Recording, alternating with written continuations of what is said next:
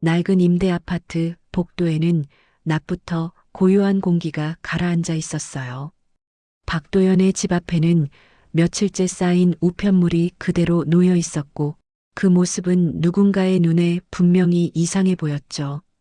관리실 전화기는 짧게 울렸고 한 이웃이 조심스러운 목소리로 노인의 안부를 걱정하며 신고를 접수했어요. 그 신고 내용에는 폭력도 범죄도 없었지만 혼자 사는 노인이 며칠째 모습을 보이지 않는다는 문장이 반복돼 적혀 있었죠. 그 기록은 곧 경찰 시스템으로 넘어갔고 형사 오준호의 근무 단말기에 알림으로 떠올랐습니다. 준호는 화면을 잠시 바라보다가 주소를 확인했고 오래된 임대 아파트라는 정보에 잠깐 눈길을 멈췄어요.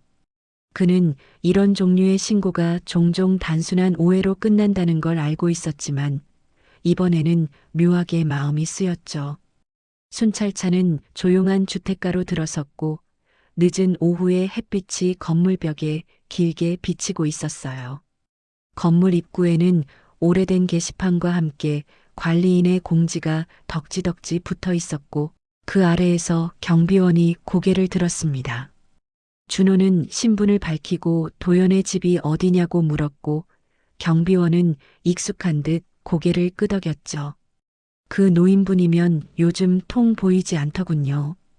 경비원의 말은 짧았지만 그 안에는 은근한 불안이 섞여 있었어요. 준호는 엘리베이터 대신 계단을 택했고 발걸음마다 오래된 콘크리트가 둔탁한 소리를 냈습니다.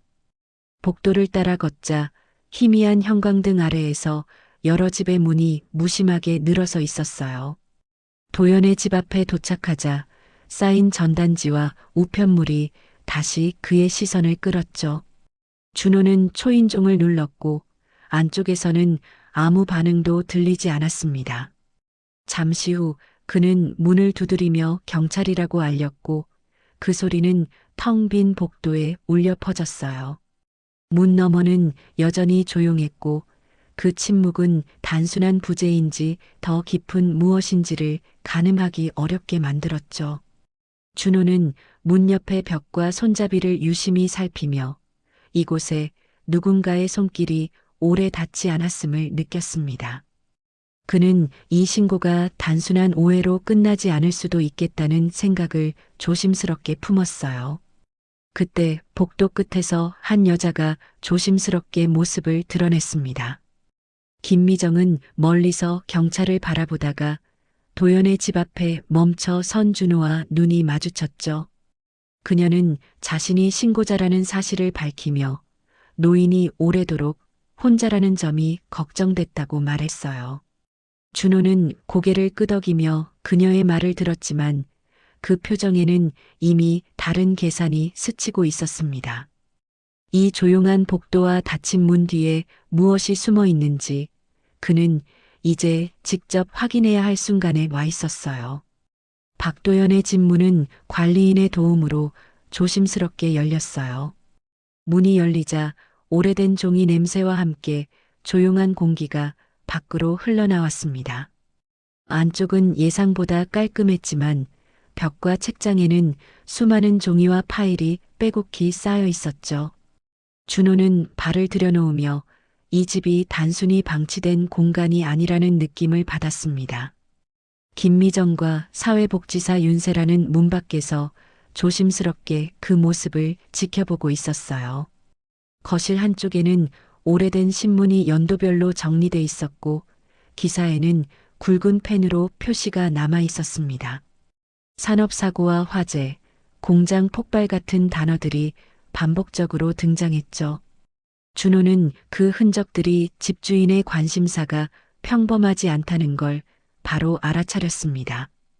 테이블 위에는 낡은 수첩과 필기구가 가지런히 놓여 있었고 최근 날짜까지 기록이 이어져 있었어요. 그 수첩은 누군가를 오래 기다리며 시간을 세워온 사람의 물건처럼 보였죠. 윤세라는 집안을 둘러보며 위생 상태와 생활 흔적을 빠르게 점검했습니다. 그녀는 노인의 혼자 생활이 위험할 수 있다는 판단을 속으로 정리하고 있었어요. 반면 준호의 시선은 창가와 벽장을 향해 천천히 옮겨지고 있었습니다. 벽장 안에는 작은 상자들이 층층이 쌓여 있었고 그 안에는 오래된 사진과 USB, 메모지가 들어 있었죠. 이런 물건은 보기 힘드네요. 준호의 낮은 말에 미정은 긴장된 얼굴로 그를 바라봤습니다. 사진 속에는 젊은 시절의 도연과 여러 작업복을 입은 사람들이 함께 서 있었어요. 그 배경에는 공장 굴뚝과 대형 설비가 선명하게 찍혀 있었죠. 준호는 그 풍경이 단순한 추억이 아니라 어떤 사건의 현장일 수 있다는 생각을 했습니다. 그 순간 경비원이 현관 근처에서 조심스럽게 발을 들여놓았어요. 그는 밤마다 도연이 작은 택배를 받았다고 증언했고 그 말은 이 집의 조용한 분위기와 묘하게 어울리지 않았습니다. 준호는 고개를 끄덕이며 그 말을 기록했고 이 노인의 삶이 외부와 완전히 끊긴 것이 아니라는 점을 느꼈죠. 김미정은 자신이 본 것보다 훨씬 복잡한 세계가 이 집안에 있다는 사실에 숨을 삼켰습니다. 닫혀있던 문 뒤의 고요함은 이제 서서히 균열을 드러내기 시작하고 있었어요. 도연의 집을 나온 뒤에도 준호의 머릿속에서는 방금 본 기록들이 떠나지 않았어요. 그는 관리실로 향하며 아파트 전체가 단순한 주거 공간이 아니라는 느낌을 지울 수 없었죠. 관리소 컴퓨터에는 주민 출입 기록과 CCTV 목록이 정리돼 있었고 준호는 그 화면을 유심히 들여다봤습니다. 도연이 사는 층의 영상만 유독 여러 구간이 비어 있다는 사실이 눈에 띄었어요. 삭제 흔적은 정교했고 누군가 일부러 지운 것처럼 보였죠. 김미정은 복도 창가에 서서 도연의 창문을 멍하니 바라보고 있었습니다. 그녀는 노인이 매일 같은 시간에 커튼을 열고 닫는 모습을 여러 번 봤다고 말했어요. 그 규칙적인 움직임은 외로운 습관이라기보다 누군가에게 신호를 보내는 행동처럼 느껴졌죠. 준호는 그 말을 듣고 창문 위치와 주변 건물의 각도를 머릿속에 그려봤습니다. 아파트 외부 주차장 기록을 확인하자 정체를 알 수 없는 회색 승합차가 반복적으로 찍혀 있었어요. 번호판은 흐릿하거나 일부가 가려져 있었고 일반적인 차량과는 다른 방식으로 촬영돼 있었죠. 준호는 이런 차량이 단순 방문객이 아닐 가능성을 떠올렸습니다. 그는 관리소 직원에게 최근 외부 업체의 출입이 있었는지 물으며 상황을 더 좁혀갔어요. 요즘은 특별한 공사도 없었어요. 그 대답은 이 차량의 정체를 더욱 수상하게 만들었습니다. 준호는 경찰 시스템을 통해 차량 조회를 시도했지만 번호는 존재하지 않는 것으로 나왔죠. 그 결과는 누군가 의도적으로 흔적을 감추고 있음을 의미했어요. 그 사이 윤세라는 복지센터와 통화하며 도연의 과거 지원 기록을 확인했습니다. 놀랍게도 그 이름은 어떤 시스템에도 남아있지 않았죠. 오래된 임대 아파트에 살면서 공공 기록이 전혀 없는 것은 거의 불가능한 일이었어요. 준호는 이 노인의 고립이 우연이 아니라 누군가의 손길로 만들어졌다는 생각에 이르렀습니다. 김미정의 신고 이력 역시 특정 기관을 거쳐 전달된 흔적이 발견됐어요. 그녀의 불안과 선의가 외부의 통로로 이용되고 있었다는 정황이 드러난 것이죠. 준호는 이 사건이 단순한 안부 확인이 아니라는 확신을 굳히며 다음 단계를 준비하고 있었습니다. 준호는 도연의 집에서 가져온 신문 스크랩을 책상 위에 펼쳐 놓았어요. 기사들은 모두 같은 시기에 산업사고를 다루고 있었고 날짜와 장소가 일정한 패턴을 이루고 있었습니다. 그 사고는 공식 기록상 가스 누출로 처리돼 있었지만 사망자 수와 피해 규모는 여러 자료마다 달랐죠. 준호는 이런 불일치가 우연이 아니라는 점을 분명히 느끼고 있었습니다. 도연의 수첩에는 사고 당시 공장에서 일하던 사람들의 이름과 이동 경로가 꼼꼼히 적혀 있었어요. 일부 이름은 지금도 대기업 임원이나 관련 기관 간부로 남아 있었죠. 준호는 이 기록이 단순한 노인의 집착이 아니라 오랫동안 쌓아온 조사 자료라는 걸 깨달았습니다. 이 노인이 외로운 삶을 산 이유가 과거와 깊이 연결돼 있다는 사실이 점점 또렷해졌어요. 경찰 내부 전산망에서 사고 관련 문서를 열람하려 하자 접근 권한 제한이 즉시 걸렸습니다. 준호는 평소보다 훨씬 강한 차단이 걸려 있음을 느꼈죠. 누군가 이 사건을 아직도 통제하고 있다는 의미였습니다. 그는 조용히 로그 기록을 확인하며 누가 언제 이 자료에 손을 댔는지 추적했어요. 그 시각 아파트 복도에서는 다시 회색 승합차가 천천히 멈춰 섰습니다. 차 안에서는 얼굴이 잘 보이지 않는 사람들이 도연의 집 쪽을 살피고 있었죠. 경비원은 그 차량을 보고도 아무런 기록을 남기지 못했습니다. 이미 누군가 그에게도 압력을 넣고 있었기 때문이에요. 준호의 휴대전화에는 알 수 없는 위치 추적 신호가 감지되기 시작했어요. 그는 자신의 움직임이 누군가에게 감시당하고 있음을 직감했습니다. 도연이 숨어 지낸 이유가 바로 이런 감시 때문이라는 사실이 그의 머릿속에서 하나로 이어졌죠. 외로운 노인으로 보였던 그 삶은 사실 오랫동안 자신을 지키기 위한 가면이었던 겁니다. 아파트 관리실로 한 통의 공문이 도착했어요. 박도연을 요양시설로 이송하라는 사회복지 행정 문서였고 긴급 조치라는 붉은 도장이 찍혀 있었습니다. 윤세라는 그 문서를 받아들고도 쉽게 움직이지 못했어요. 도연의 상태보다 이송 절차가 지나치게 빠르게 진행되고 있다는 점이 마음에 걸렸죠. 같은 시각 김미정의 휴대전화에는 낯선 상담 기관의 연락이 이어지고 있었습니다. 그들은 노인이 위험하니 추가 신고가 필요하다고 반복해서 강조했어요. 미정은 불안한 마음에 그들의 말을 믿기 시작했고 자신이 옳은 일을 하고 있다고 생각하려 했습니다. 그러나 그녀의 계좌에는 설명되지 않은 소액의 입금이 조용히 쌓여가고 있었죠. 준호는 이 흐름을 추적하며 누군가가 민원과 복지 체계를 동시에 움직이고 있음을 파악했습니다.